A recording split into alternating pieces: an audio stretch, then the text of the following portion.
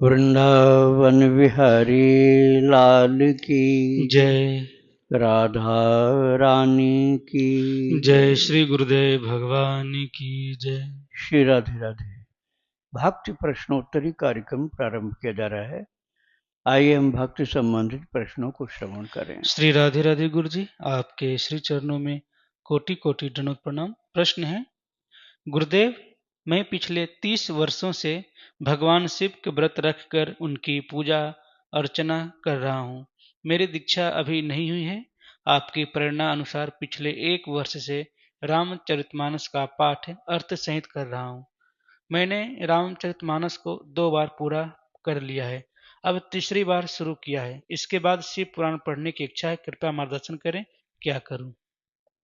ठीक है, आप रामचरितमानस को 2 बार की जगह कई बार भी पढ़ सकते हैं। नाम जप भी करिए और लेखन भी करिए। रेड इंक से, लाल स्याही से लिखिए और जप भी करिए। भक्त चरित्र भी श्रवण करिए। भक्त चरित्र प्रतिदिन श्रवण करेंगे तो प्रभु से प्रेम जल्दी होगा। श्री राधे राधे।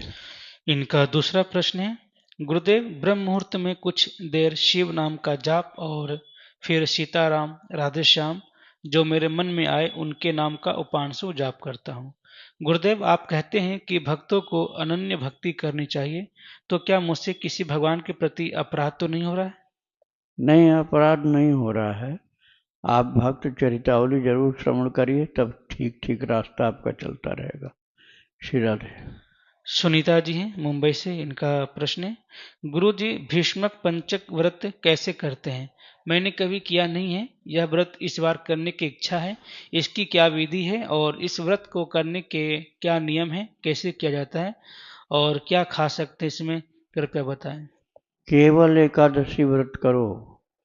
भगवान के भक्त के लिए एकादशी व्रत ही आवश्यक होता है और बहुत से व्रत करने की आवश्यकता नहीं होती है।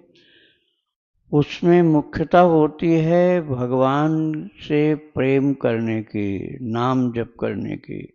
एकादश का तात्पर्य होता है, एकादशी जिसका व्रत होता है उस एकादशी व्रत का तात्पर्य है 11। एकादश माने 11। 11 इंद्रियों का संयम। 5 कर्मेंद्रियां, 5 ज्ञानेंद्रियां और 11वां है मन। इन सबको संयमित करना, कंट्रोल करना और भगवान की ओर लगे रहना। इंद्रियों के द्वारा अर्थात शरीर के द्वारा, मन के द्वारा भगवान की सेवा करो और कुसंग से बचो। और सत्संग प्रश्नोत्तरी वाला जरूरी है। इसके साथ साथ भक्त चरित्र भी श्रवण करिए। श्री राधे राधे। कंचन जी हैं, इनका प्रश्न है, कृपया नाम लेखन की विधि बताइए गुरुदेव। यह भी बताइए कि कृष्ण प्रेम पाने के लिए और क्या उपाय करूं जो मुझ जैसी अकिंचन पर मेरे कृष्ण एक नज़र डाल दें। उनके असंख्य महान भक्तों की भीड़ में एक क्षण के लिए ही सही उन्हें मुझ अधम प्राणी का भी ध्यान आ जाए, ऐसी कृपा करें। नाम लेखन की विधि ये है, थोड़ा सा क्लिष्ट है वो, कि तुलसी की डंडी की लेखनी बनाओ। लेखनी मतलब पेन। पेन बनाओ तुलसी की डंडी की, और केसर को गंगा जल में घोलो।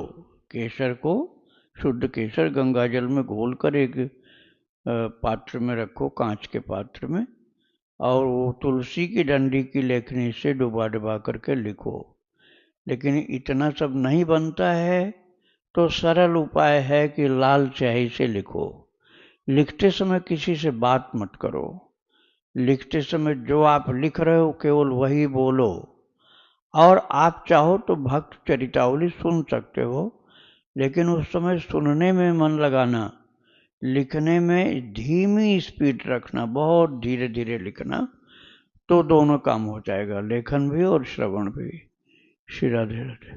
स्नेहा जी हैं, इनका प्रश्न है, गुरुदेव, वैसे तो बहुत संतों के पद और आपने लिखे हुए पद बहुत सुंदर हैं। आपके लिखे हुए मेरे पास नहीं है। मैं आई थी तब सुनी थी। लेकिन संतों के पद प्रभु को गाकर सुनाते हैं। प्रभु को इससे बहुत आनंद होता है। ऐसा मन में आ रहा है कि मैं कविता बना के प्रभु को सुनाया करूं। इतना अच्छा मुझे नहीं आएगा, पर आपकी कृपा से प्रयास में हूं। क्या स्वयं लिखे हुए कविताएं प्रभु को सुना सकते हैं क्या?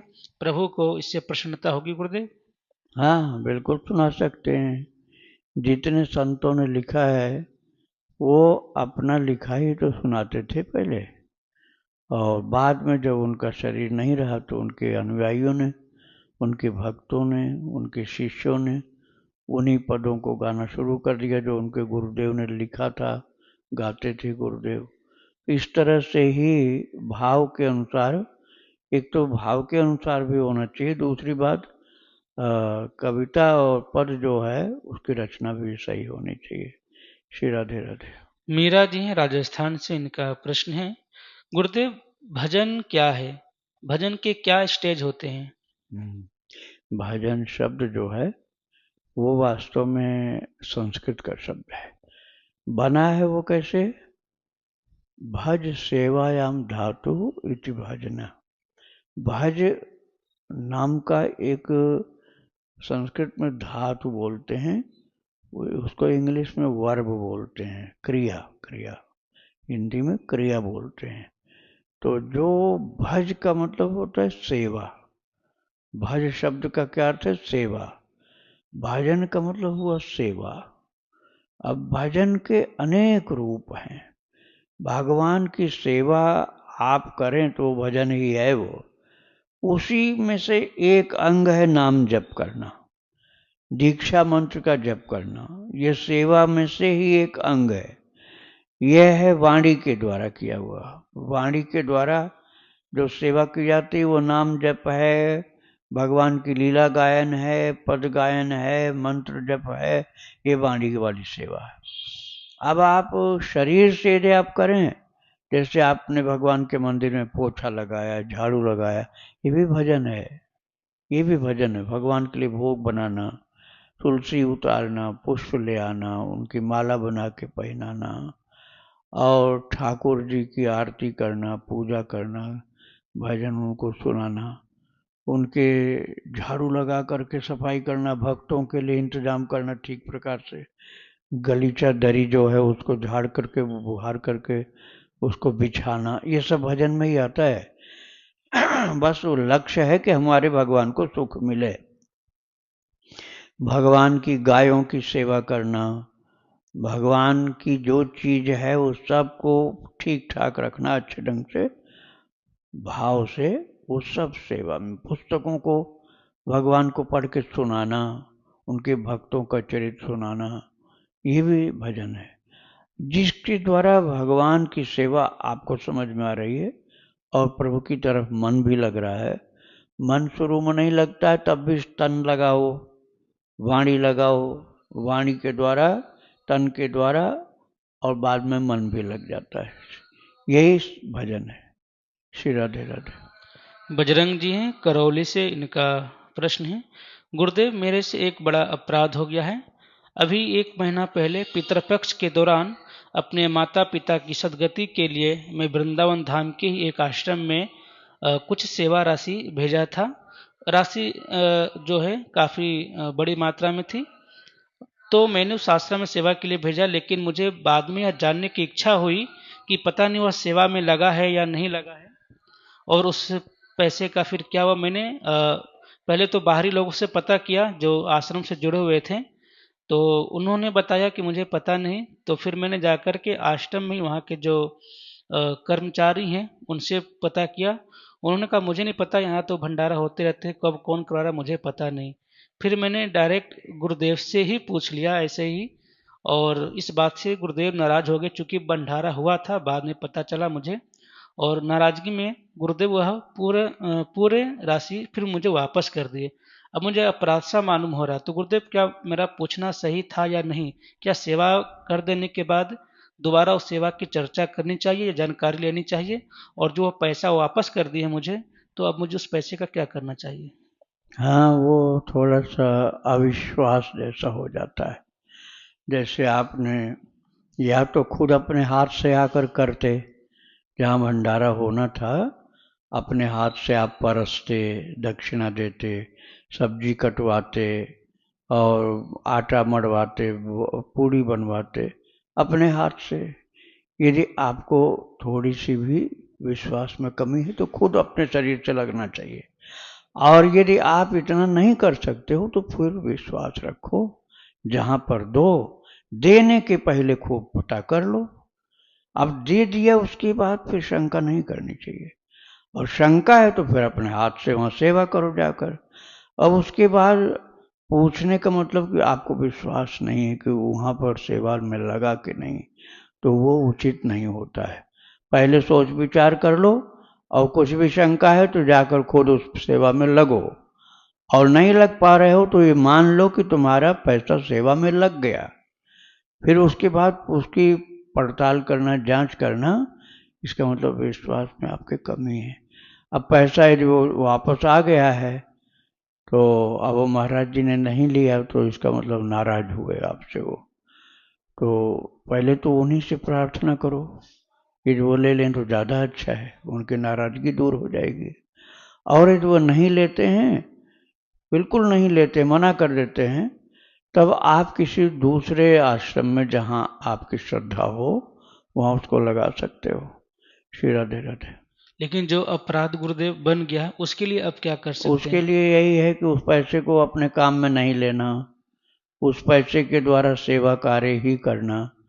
और नहीं देने के कहीं मन हो रहा है तो मत दो, लेकिन उसको सेवा में लगाओ। जैसे बंदरों के लिए कुछ खिलाओ, गरीबों को धाम में ही आकर, वृंदावन के लिए किया था, वृंदावन में आकर गरीबों को खिलाओ, संतों को खिलाओ, बंदरों को खिलाओ, और गरीबों को कोई चीज़ जैसे देना है, जाड़े का टाइम हो तो गरम जूता कपड़ा, और भोजन तो किसी भी सीजन में आप खिला सकते हो। अपने हाथ से करो, मन आपका संतुष्ट हो जाएगा। उस पैसे को अपने काम में मत खर्च करना, नहीं तो आप दोष के भागी बन जाओगे।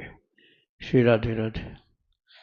दिल्ली से गुरु जी, इनका प्रश्न है, बाबा आपके मार्गदर्शन एवं निर्देशानुसार केवल और केवल मंत्र जप एवं ठाकुर जी के प्रति भक्ति एवं प्रेम का समर्पण ही एवं पूजन विधि फॉलो करती आई हूँ, परंतु फिर भी आपसे यह जानना चाहती हूँ कि हमारे आश्रम पद्धति के भक्ति एवं प्रेम के अलावा भी क्या कार्तिक मास में दीपदान या यम दीपदान क्या है, इसकी विधि पूजन पद्धति करना क्या उचित है, और यदि है तो इस माह दीप दान कैसे कब और क्यों करी जाए, कृपया मार्गदर्शन करें। हाँ, वो माता तुलसी का विवाह होता है ना कार्तिक में, शालिग्राम जी के साथ तुलसी माता का विवाह होता है कार्तिक में, इसलिए पूरा कार्तिक महीना उनकी शादी की तैयारी में, अर्थात उनके श्रृंगार, उनकी धूप दीप आरती, उनका भोग, उनकी परिक्रमा, उनको हरिनाम संकीर्तन सुनाना,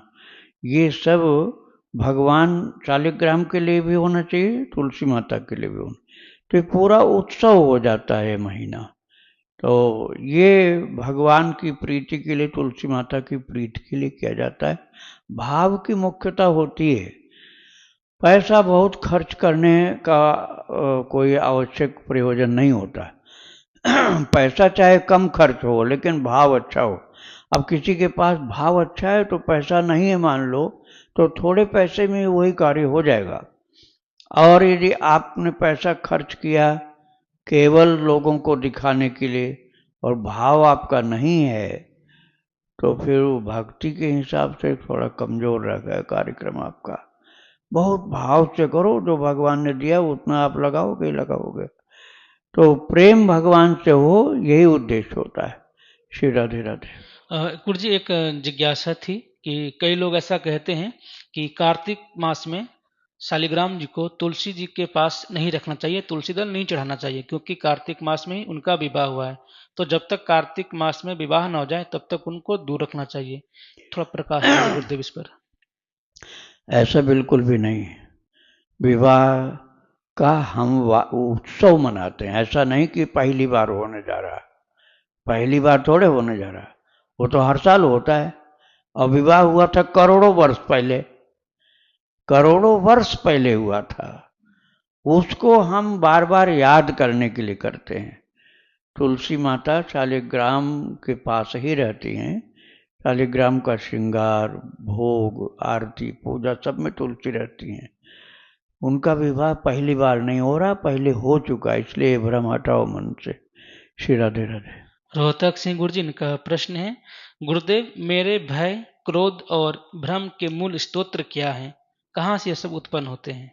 भय होता है भगवान पर जब श्रद्धा, विश्वास, भरोसा कम रहता है ना, तो भय होता है कि कोई हमको कुछ कर जाएगा, ये कर जाएगा।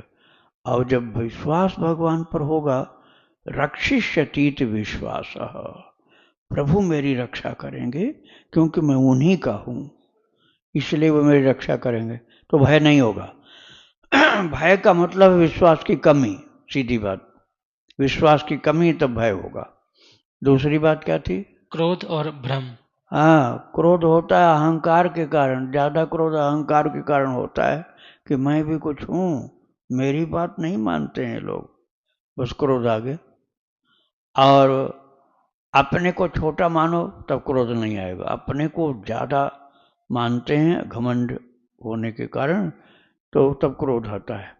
और साधक बहुत अच्छा हो, जैसे उसको अपनी मृत्यु दिखाई पड़ती हो कि बहुत जल्दी ही मृत्यु हो जाएगी, तब वो सहन कर जाता है कि अब क्या थोड़े दिन की बात है, क्या किसी से झगड़ा करना, क्या क्रोध करना।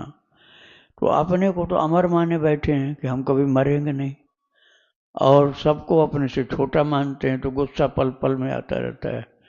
तो क्रोध की बात हो गई, भ्रम। भय और क्रोध हो गया। हाँ, और भ्रम। भ्रम, भ्रम होता है सत्संग की कमी से, सत्संग की कमी से भ्रम बना रहता है, भ्रम दूर ही होता है सत्संग से। जब बहुकाल करी सत्संगा, बिनहि प्रयास होई भव भंगा। जब बहुत दिन तक सत्संग कोई करता, तब सब भ्रम दूर हो जाते हैं। भ्रम दूर करने के लिए सत्संग की आवश्यकता। जिसने सत्संग नहीं किया है उसको कुछ न कोई भ्रम बना रहता है। राधे राधे। इनका दूसरा प्रश्न है, गुरुदेव क्या सभी संप्रदाय की उपासना पद्धति जो है वह ईश्वर तक ले जाती है? जो नास्तिक संप्रदाय हैं, जैसे चारवाक फिलॉसफी, वो नहीं ऐसा है। वो तो आत्मा कोई नहीं मानता, परमात्मा कोई नहीं मानता। वो तो कहता है भस्मीभूत से देह से पुनरागमनम कुतः, भस्मीभूत से देह से पुनरागमनम, अरे से मर गया, जला दिया गया, फिर कहाँ से आएगा, वो ऐसा कहता है। वो नास्तिकवाद है उसका। तो जहां अनीश्वरवाद है, नास्तिकवाद है, वहां उस संप्रदाय के कोई भी कल्याणकारी चीज नहीं होता। और जो ईश्वरवादी है, भगवान को मानता है, ईश्वर की सत्ता को स्वीकार करता है, वो संप्रदाय चाहे गणप, गौरी, त्रिपुरारी, तमारी, रमा, रमन, ये 5 होते हैं। एक गणेश जी की उपासना वाले, एक गौरी अर्थात शक्ति माँ की उपासना वाले, एक त्रिपुरारी अर्थात शंकर जी की उपासना वाले, तमारी अर्थात सूर्य भगवान की उपासना वाले, ये 4 हो गए। और 5वां रमा रमन अर्थात वैष्णव, भगवान लक्ष्मी नारायण। वही लक्ष्मी नारायण श्री राधे श्याम है, वही लक्ष्मी नारायण श्री सीताराम जी हैं। तो ये वैष्णव कहलाते हैं। वैष्णव पंथ में पहले तो 4 संप्रदाय ही प्रारंभ में चला था, लेकिन उसके बाद और भी बहुत से संप्रदाय चले। जैसे राधा वल्लभ संप्रदाय है, राम सनेही संप्रदाय है, और श्याम चरण दास जी का संप्रदाय है। ये संप्रदाय जो हैं वो 4 संप्रदाय से अतिरिक्त हैं, अलग हैं, लेकिन हैं ये भी वैष्णव, क्योंकि ये भी वही लक्ष्य लेकर चलाते हैं अपने संप्रदाय को कि हमें भगवान का सेवक बनना है और उनके चरणों में, उनके धाम में रहना है।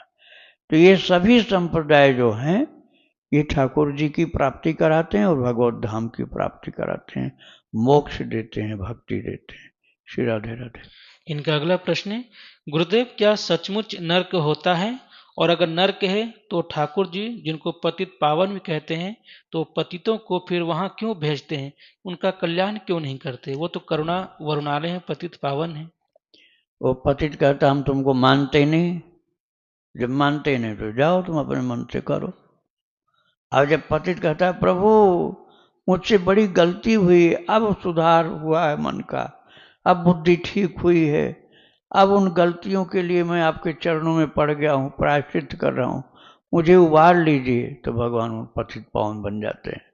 और जब तक वो पतित भगवान को मानता ही नहीं और कहता नहीं हम कुछ नहीं मानते भगवान, तो ठाकुर जी कहते फिर ठीक है तुम अपना खुद करो जो करना है, तो वो नरक में जाता है। श्री राधे राधे।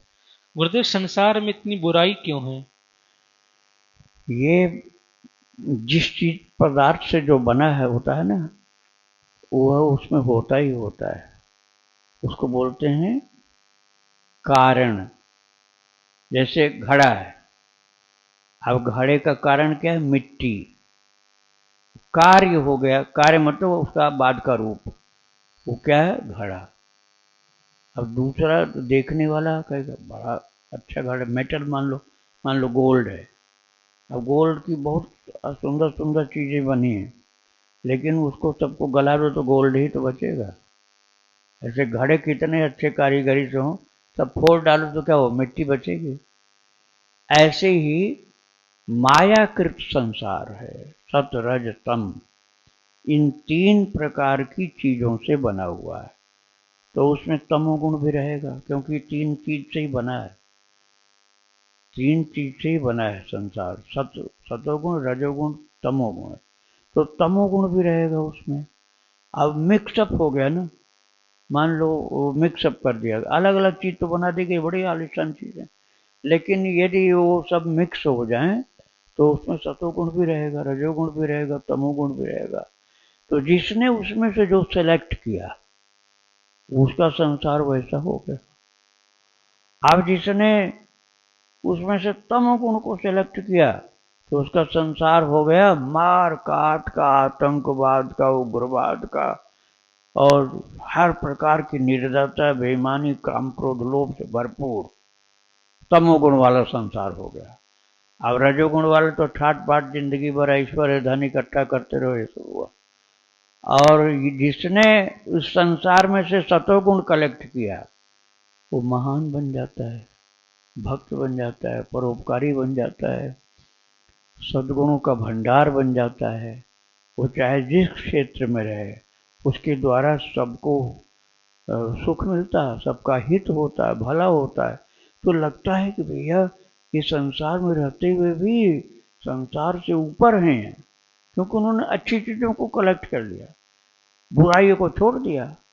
तो ये त्रिगुणात्मिका सृष्टि है, त्रिगुणात्मिका सृष्टि जो है त्रिगुणात्मिका, तो ये सतरज तम से बना हुआ। गीता जी के चौथे अध्याय में इसका विवेचन है, उस अध्याय का नाम है गुणत्रय विभाग योग। 14वें अध्याय का नाम है गुणत्रय विभाग योग। गुण सतरजतम, ये तीनों गुणों से ही संसार बना है। अब इसमें जिसको तुम चयन करोगे वैसे बन जाओगे, तुम्हारे लिए वैसा संसार बन जाएगा। तो संसार की जो चीज है जिसको हमने कारण बताया था, वो कारण है त्रिगुणात्मिका सृष्टि, तो त्रिगुण उसमें रहेंगे रहेंगे। तो जिस चीज से बना भगवान, भगवान में तमोगुण नहीं होता, भगवान में रजोगुण नहीं होता, भगवान में सत्व गुण भी और ऊंची स्थिति में गुणातीत अवस्था में पहुंच जाता है।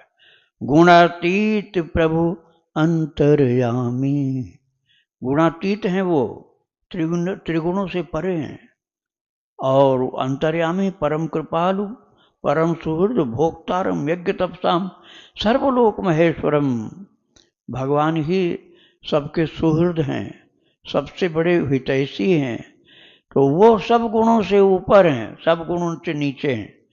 तो ये कारण है त्रिगुण से बनी हुई सृष्टि, तो त्रिगुण तो उसमें रहेंगे ही रहेंगे। श्री राधे राधे। वृंदावन विहारी लाल की जय।